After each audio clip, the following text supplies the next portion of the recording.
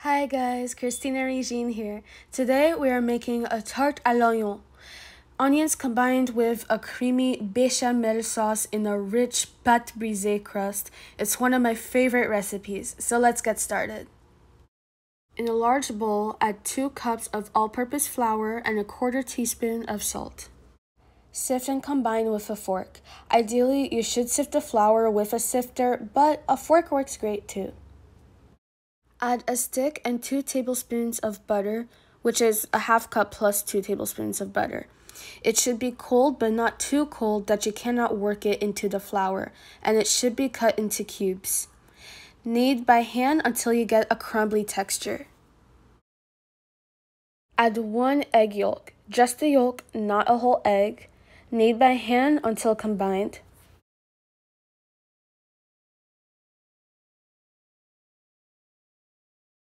Add 1/2 cup of milk, little by little, kneading after each addition until a dough forms.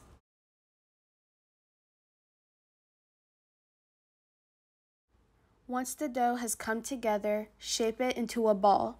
Then, wrap it in a plastic wrap or in an airtight ziploc bag and chill it in the fridge for about 30 minutes.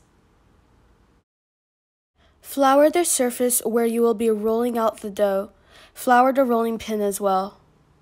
Once the dough is done chilling, take it out and put it on the work surface. Roll out the dough evenly until it is flat and large enough to fit over the baking dish, but try not to make it too thin.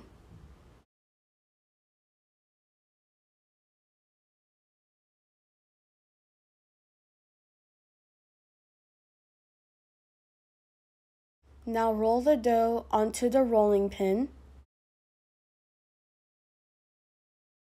and then unroll it over the baking dish. Straighten it out if you need to, just to make sure that it fits well into the baking dish, and then trim the edges off with either kitchen shears or a knife. Here's the beautiful pâte brisée crust.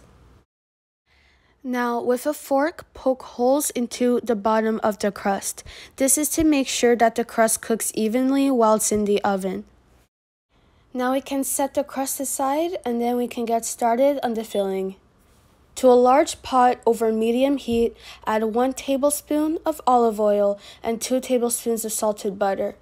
Once the butter has melted, add 3 large sliced onions. Stir and cook for about 15 minutes. The onions need to be soft and tender. Once they're done, transfer the onions to a bowl.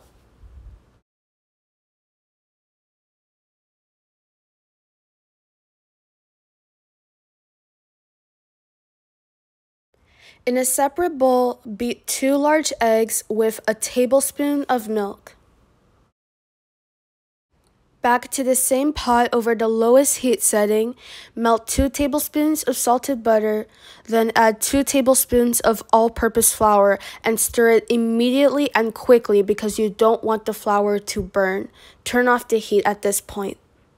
While you're stirring, add 1 cup of heavy cream, or if you have access to it, use creme fraiche. Stir, then add the seasonings. Add 2 teaspoons of mixed seasoning. I use adobo, which already has salt in it, but if you prefer to use something else, that's fine. Add 1/2 teaspoon of white pepper and 1/2 teaspoon of garlic powder. Stir well to make sure everything's well incorporated.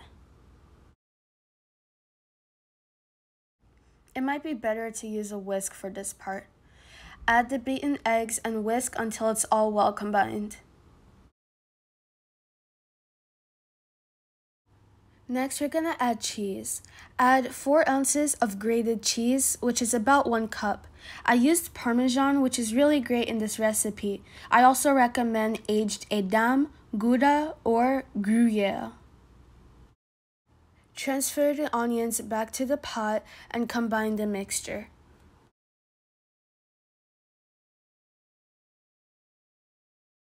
Make sure the onions are well coated in the bechamel sauce.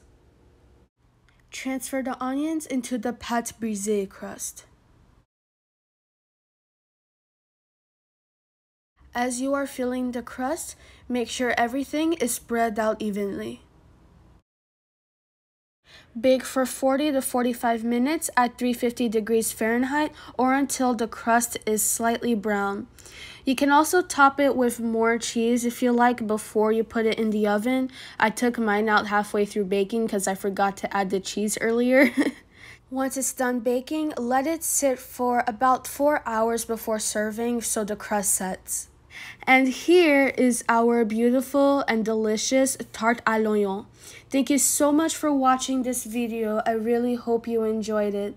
If so, please like, comment, and subscribe for more recipes like this. And also, share this video and my other videos with your family and friends. See you next time. Bye!